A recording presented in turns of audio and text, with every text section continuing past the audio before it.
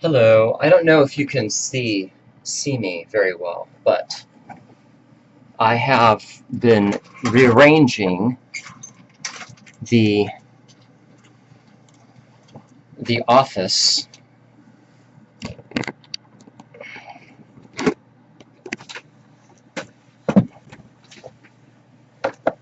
And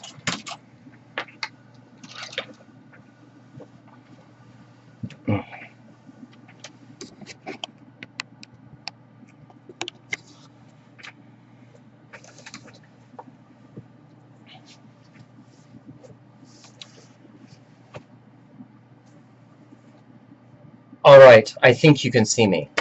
Okay.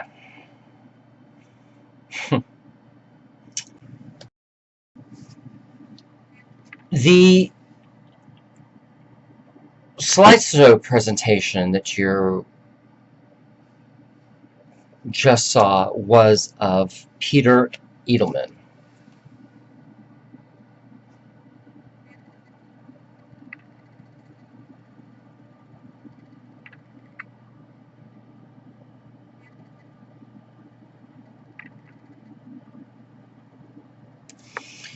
And he wrote this book called So Rich, So Poor, Why It's So Hard to End Poverty in America. And the lecture I attended, I was able to get some pictures with him that I will later show you in the next slideshow that you see. But the first slideshow that I presented was specifically of Peter Edelman. And here he is.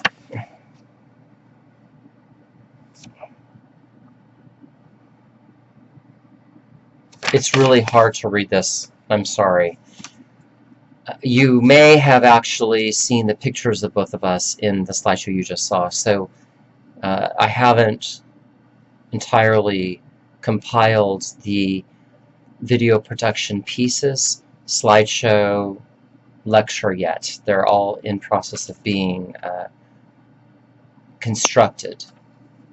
So you may have seen my pictures with him already, and so you're not going to need to see them again. But the same slideshow with Peter Edelman is going to repeat at the close of this this little talk that I'm going to be giving you. If that makes any sense. We're in transition over here, so dealing with any videographic presentation, there is going to be some uneasiness in our office. So, all right. Peter Edelman spoke at UCSB, University of California, Santa Barbara, through the Critical Issues in America series, and this was in lieu of humanities and social sciences at UCSB. Peter Edelman is professor of law and director of the Center on Poverty, Inequality, and Public Policy at Georgetown Law School in Washington, D.C. And he's quite the expert. Before John F. Kennedy, President John F. Kennedy, had been assassinated, he was very close friends with John F. K. After the assassination of John F. K., he became very close friends with Senator Robert F. Kennedy, John F. K.'s brother. And as you know, in political assassination history, Robert F. Kennedy was also assassinated. Peter Edelman explained to us that he himself, okay, or you, but Peter Edelman himself would walk into Bobby Kennedy's office, and there's books and literature and shelves dedicated, to racism and helping the poor. This man was really wonderful. Without having reviewed my notes in about a month, I will make the attempt to discuss a little bit about what he shared and some of the inquiry I made, and of course took pictures with Peter, and even signed my book after I had a conversation with him about my being a sincere advocate for men against human trafficking. And he wrote, "To Tyler, thank you for all you are doing. Such important issues, Peter Edelman."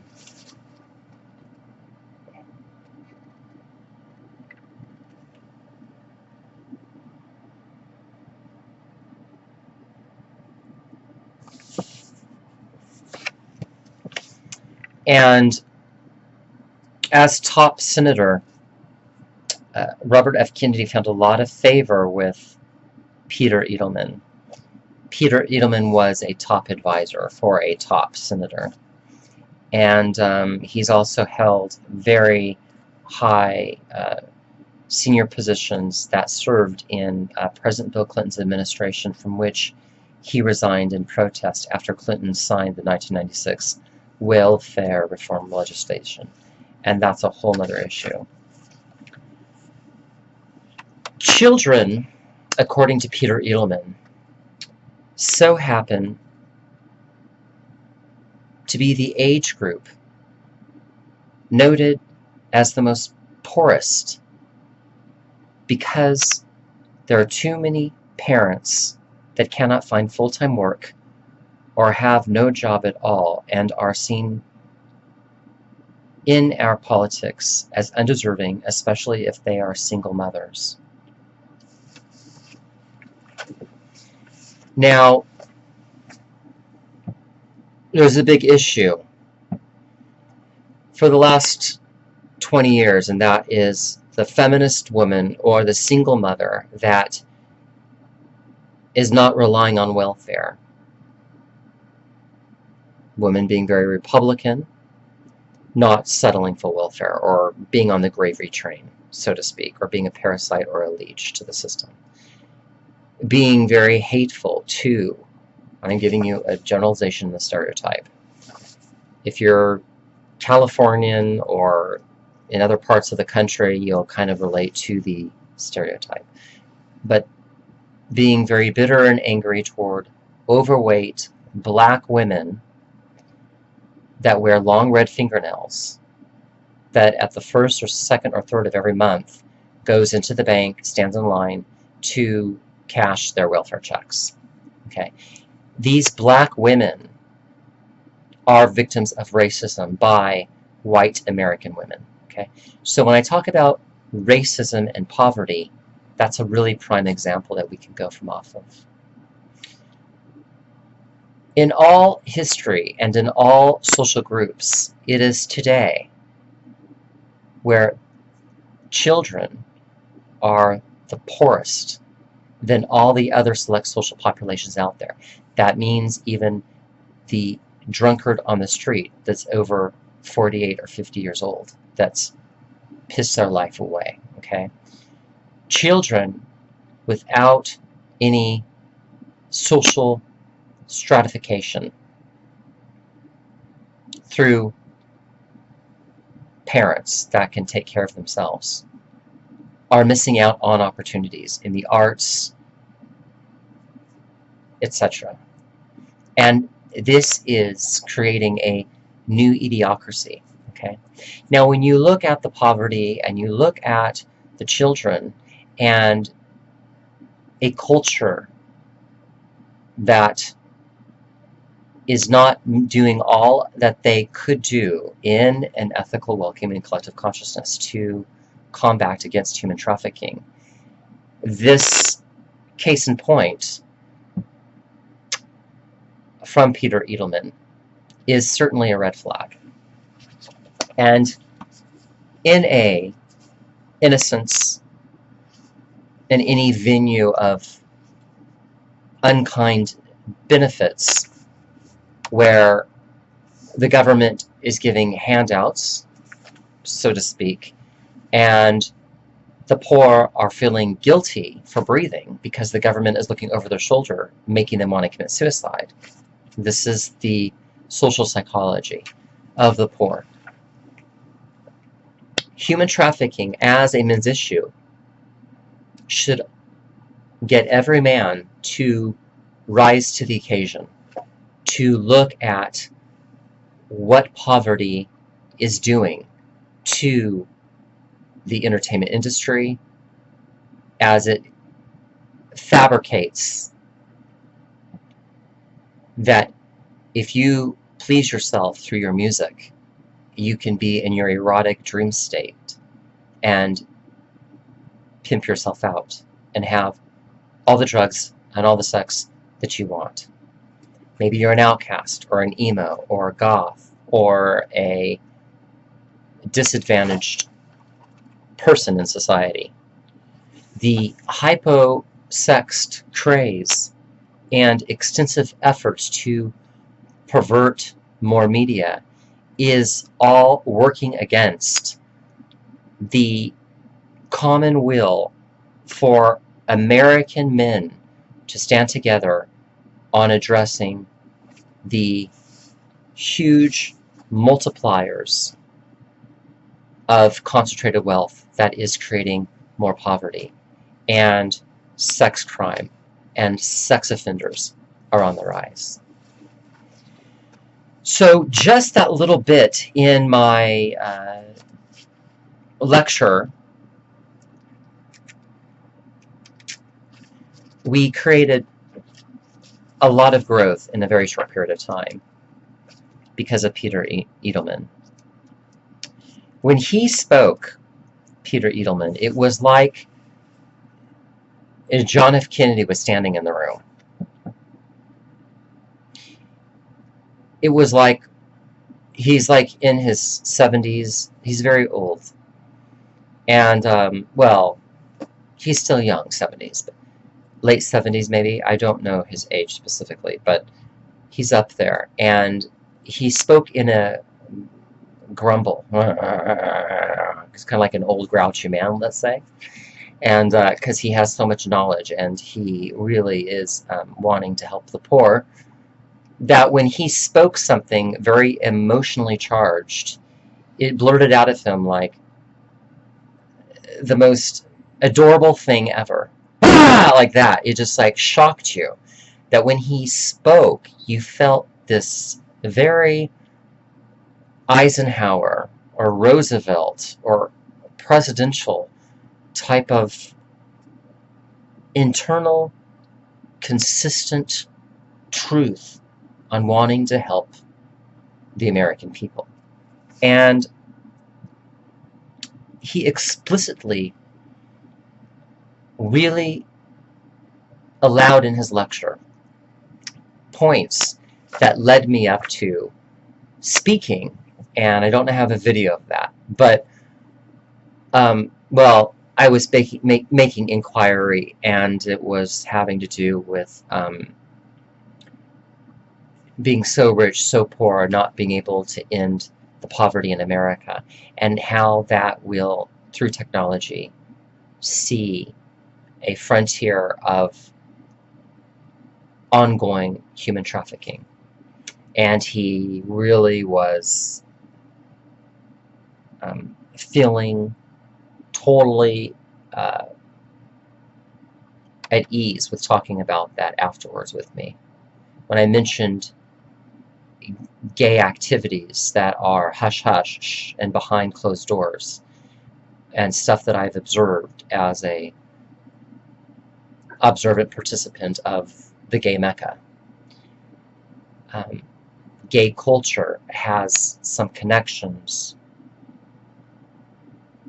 in a generous nation of democracy and human rights and social justice prevalence that links to human trafficking. And his mouth dropped. Now, now that we have the highest child poverty rate, and that is the poster child type of image you all think when you see human trafficking. Sex human trafficking falls in the laps of law enforcement, FBI, but even labor slavery in labor trafficked victims. That's a harder one to put our finger on. But it manages the media to promote a poster child image of children getting into human trafficking when it's really adults as well. But this poverty level of children in the industrial world, such as America, is downright shameful. And with the entertainment, Hollywood, there's good in Hollywood, okay? I'm just speaking about the cultural mediocrity and the marketing to a dumbed-down America that just wants to do their dope and listen to their music and have a jack-off for freedom social policy because they just are hyposexual. Okay? We as men have got to make the connections in a depth social psychology. And we need to question, why are we, as a men, gay-straight alliance with no homophobia, homosexuals and heterosexuals together, as men, talking about the topic of human trafficking? Why?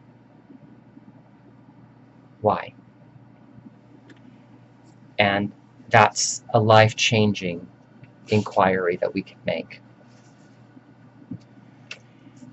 The Great Society right now is, I'm going to put my, gotta sit back a little bit, I hope you can still hear me, is at a 50-year anniversary. That means for the last 50 years there's been non-profit organizations that have come out of a social welfare system, okay? Grassroots.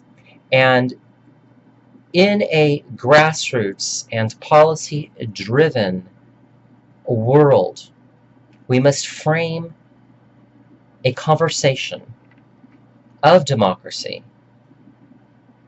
and what that means in the illumination of us addressing things like human trafficking. And insist that we supervise public dialogues about democracy promotion without force, or ethical social justice prevalence, having to do with men. We want to have clear thinkers on this topic. We want new theory. We want a society that is victimized by consumerism and capitalism to come forward and to stand away from the childish topics that are distractions from us seeing human trafficking as one of the greatest subject matters ever in our century. I'm pro-gay. I'm pro-gay marriage. I believe a woman should make a choice to have an abortion. But even those issues are distractions from looking at something like human trafficking. Those are very important topics. And I'm not trying to lessen the degree of fear we have in a world that is stemming from a socialist, okay, or a communist. When Albert Einstein was living and Hitler had died, Einstein said that Nazism did not die, it just moved. And he was referring to the United States of America. So in a world of people giving up their rights and wanting to be on the gravy train and wanting their government to tell them what to eat, wanting their government to tell them what they need to do, where the government is being asked to make decisions that are in the human structure of humanology, right? For the individual as an independent citizen to cognitively make their decisions through trial and error and falling and failing and having a community that holds them up. With all of the powers that are being relinquished by the people and expected for the government to take over, while we are not addressing human trafficking, is also another issue on the weakness of thinkers. The people want to do away from the topic of human trafficking because it's shameful, it's offensive, it's disgusting, and it's linked to the clergy. It's linked to boycotting the Catholic Church. It has links to the gay community. It has links to women letting men get away with it. It has links to women encouraging men to do things with their daughters because the mommies are getting money. We must resist being silent, okay? And I'm taking what Peter Edelman introduced and kind of fine-tuning it. Well, nothing needed said to be fine-tuned, but kind of tailoring it to the topic of human trafficking, because we have a lot of people in the West that are scholars of poverty. Any elected, registered person as a leader should be standing by us on seeing the connections between poverty, okay, racism, and human trafficking, and how gay culture insinuates a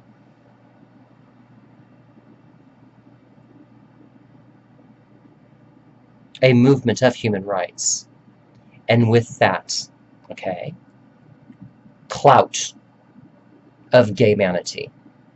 Human trafficking is a sincere thing that must be addressed. Now, one thing that Peter said was really, really, really fantastic. And he said, excuse me,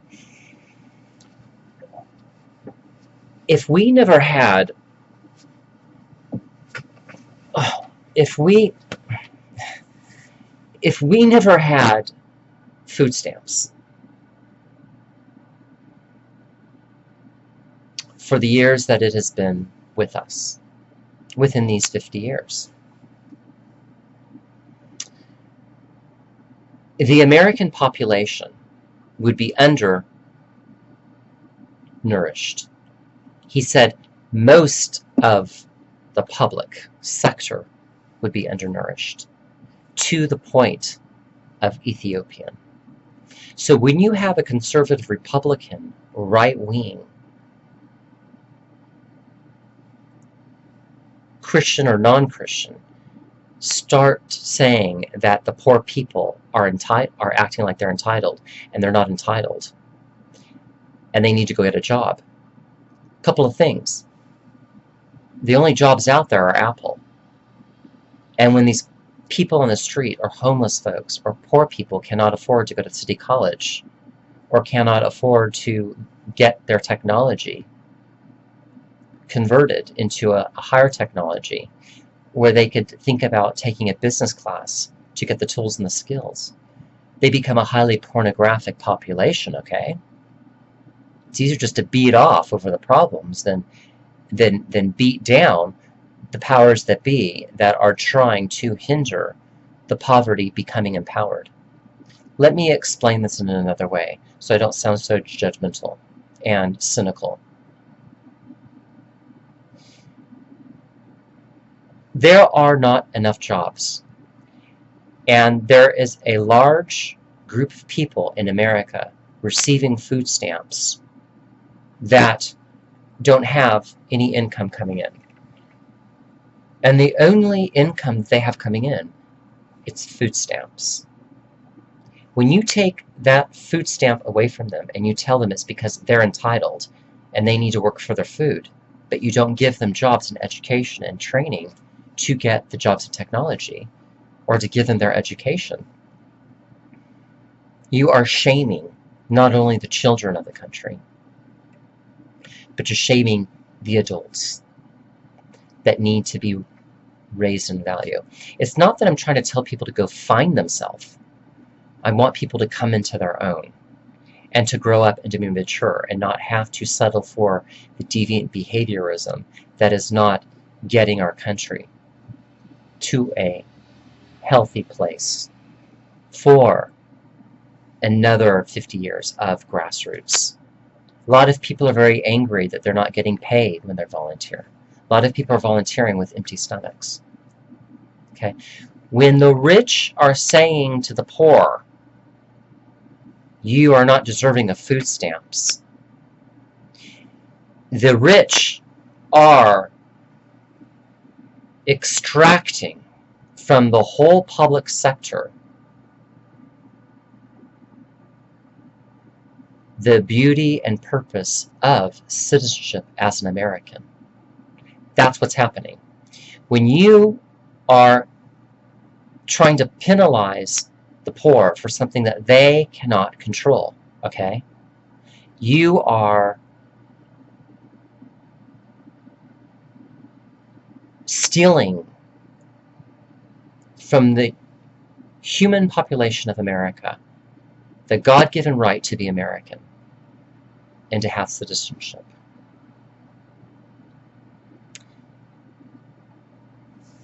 I want us to think about that, because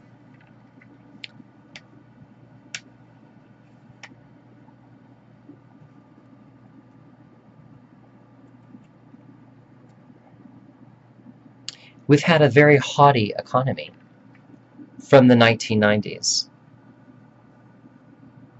And a lot of people think that they can go back to a haughty and an arrogant economy.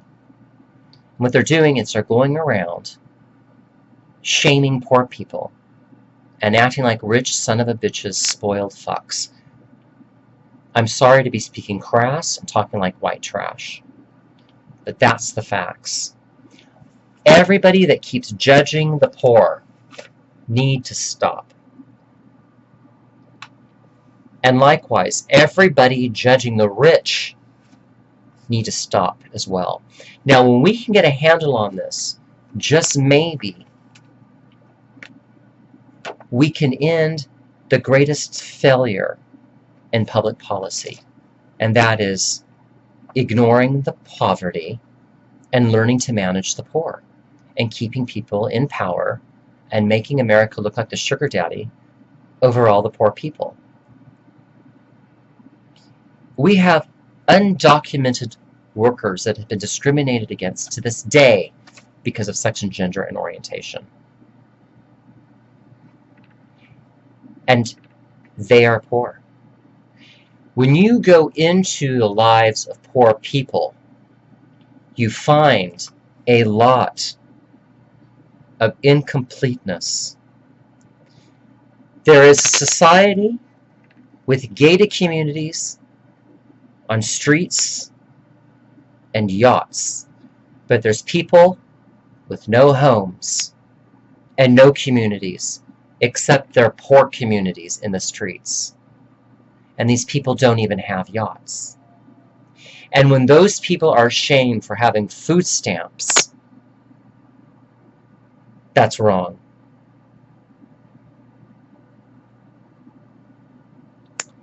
$106 million people in America live on an income twice the poverty because of technology. And we, as a collective consciousness, right? I'm very existentialist about that. That's social responsibility. Where we have to look at the implications to human trafficking. There's no more mobility in making money to the rich or to the poor. Let's put an end to that. And let's open up technology to people so we can educate folks, and hopefully, as a democracy, media psychology to help the world, start to lessen the anger in politics. Because we are changing the structural failure in the labor market. We don't want people so poor and so hurting that they think they have to sell their bodies in sex to earn a living. Economy will not come back, okay? Unless it comes back to people being fair and showing that the need for the political will has to do with men standing against human trafficking. We need new organizing around this. The work we do will support a decent society and will invest in housing. If 1 out of 4 people get HUD, Housing Urban Development Section 8, to get off of the streets, let them.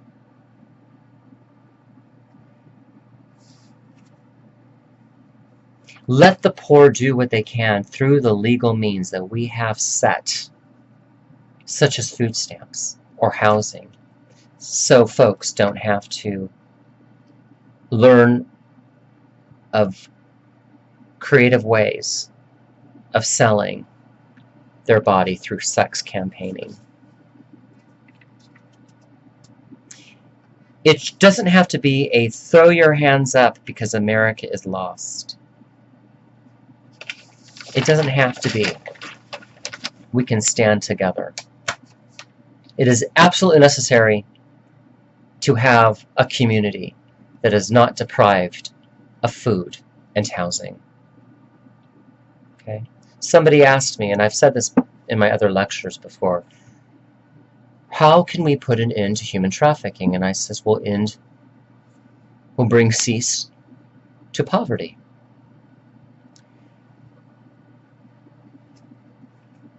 Please support more efforts in looking at these issues.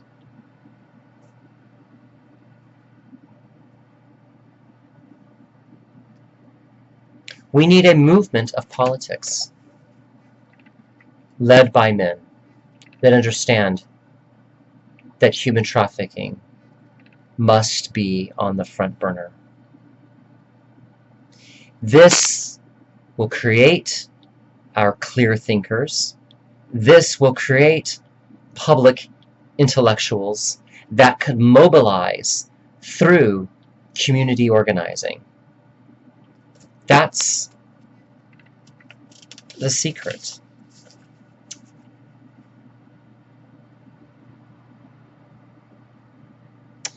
The rich cheat the poor because they know how to do it.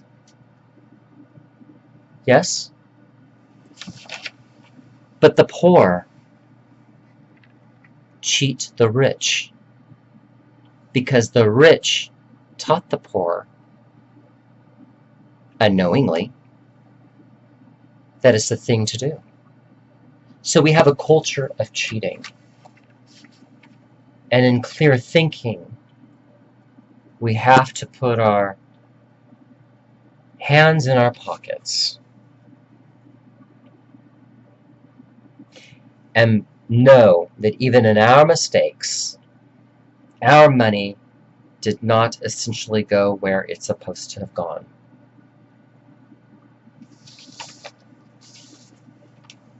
It is a war on racism with human trafficking. It is a war on poverty with human trafficking. And it's a war on men that are refusing to see this very small niche as anti-human trafficking advocates, as a thing that could create better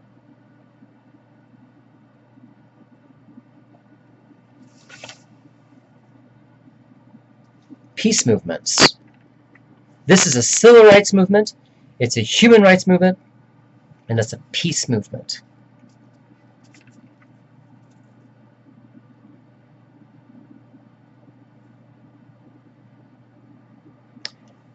Welfare is the companion piece to helping people.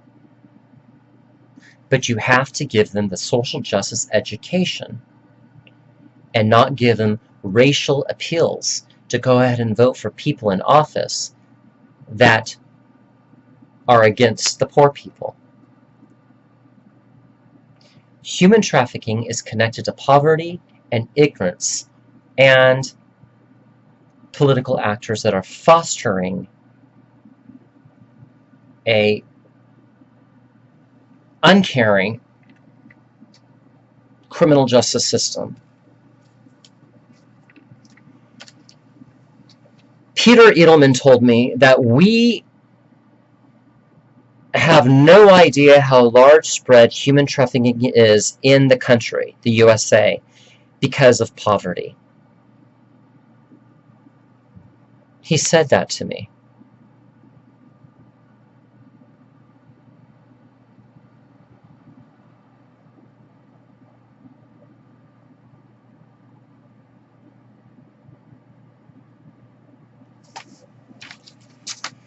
I haven't decided how I'm going to piece this in a dissertation, but it'll come out as one of my main case studies.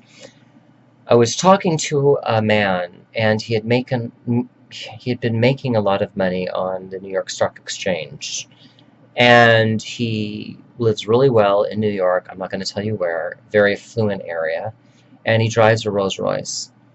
And the information I gathered was that he found an underage girl by the age of 14 in America. And he sold her to a porn company in Burbank, Los Angeles metropolitan area. And I says, why? He says, well, she needed the money, the little girl. She wanted work. She was cute. She liked it. And the people wanted the money that they could make from off of her. And I wanted, you know, the profit that came from selling the little girl. I says, do you think there's a problem with this? He says, no. I says, really? He says, yeah. He says, because everybody wanted it. That's the thinking. That's the thinking in many Americans' minds. And that is not clear thinking. That is not the political will that we want. Okay? While he's pimping out a little girl from New York to California, he makes it a men's issue. Yes, it's an issue about the girl. Yes, it's the issue about the adult industry. But it's a men's issue. And as a criminal justice professional, my cause was to understand the social psychology behind him before we called for an investigation. This was somebody that I got in contact with that told me all of these things through a social network website, or just a social, well, telecommunications, whatever, chat line, social networking. And this is the way people are misusing technology with the poor and with the rich. We need to put an end to this.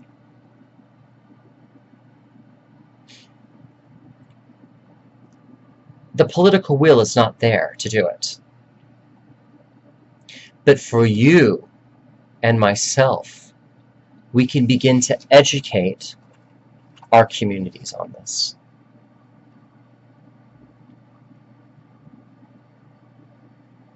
Thank you.